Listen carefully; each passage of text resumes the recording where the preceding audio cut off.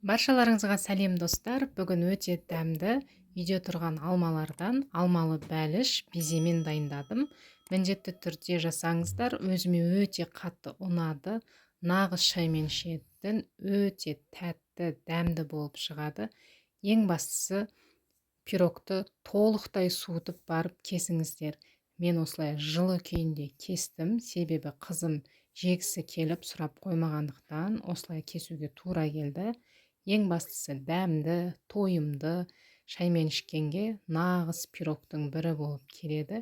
Міндетті түрде жасап көріңіздер. Сіздерге де ұнайды деген сенімдемін. Және де каналға тіркеліп, комментарий қалдырып, видеоны соңына дейін қараңыздар. Ең бастысы өте дәмді болып шығады, өзіме қатты ұнады.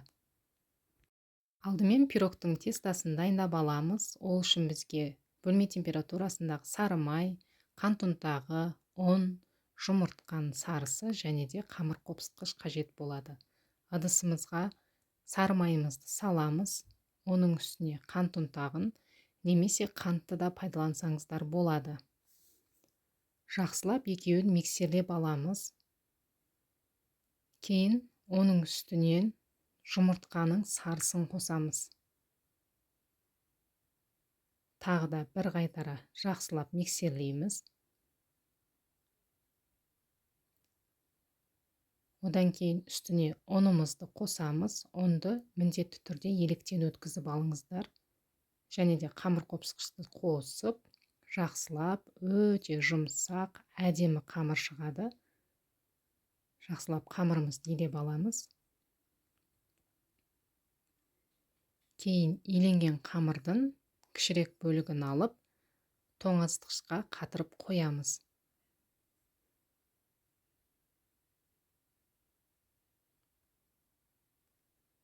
Ендігі кезекте безе дайындаймыз. Ол үшін бізге жұмыртқаның ағы, қант ұнтағы, қант, крахмал және де шымшым тұз қажет болады. Жұмыртқаның сарысына шымшым тұзымызды саламыз және де жақсылап миксерлейтін боламыз. Менде қол миксері болғандықтан біраз уақытты алады. Осылай миксерлеп алып, кейін қантымызды 2-3 бөле отырып салып, плотный масса болғанша дейін миксерлейміз. Осылай қантымызды 2-3 бөле отырып салып, жақсылап миксерлейміз.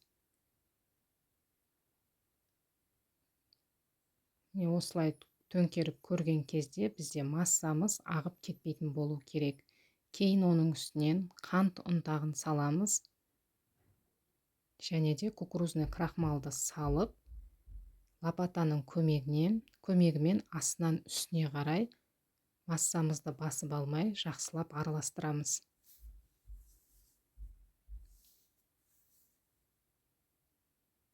Осылай лопатаның көмегімен араластырамыз.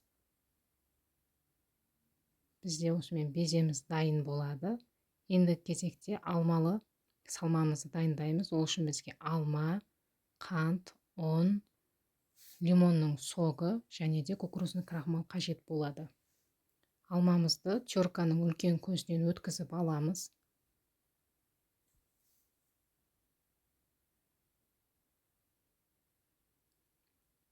Кейін оның үстінен кукурузный крахмалымызды саламыз. Қантымызды қосамыз. Ұнымызды саламыз. Және де лимонның соғын құйып, жақсылап араластырып, начинкамызды дайындап аламыз. Осы уақытта духовкамызды 180 градусқа қыздырып қоямыз. Формамызға тестамызды жайып, орналастырып шығамыз. Менде форманың диаметрі 24. Осылай жақсылап орналастырамыз. Одан кейін салмаларын саламыз. Ең бірінші алмалы салмамызды саламыз. Жақсылап орналастырып шығамыз. Одан кейін беземізді құямыз үстіне. Беземізді салып болған соң, жаңағы морозилкада қатып тұрған тестамызды алып, оны да үккіштің үлкен көзінен өткізіп, тестамыздың бетіне орналастырып шығамыз.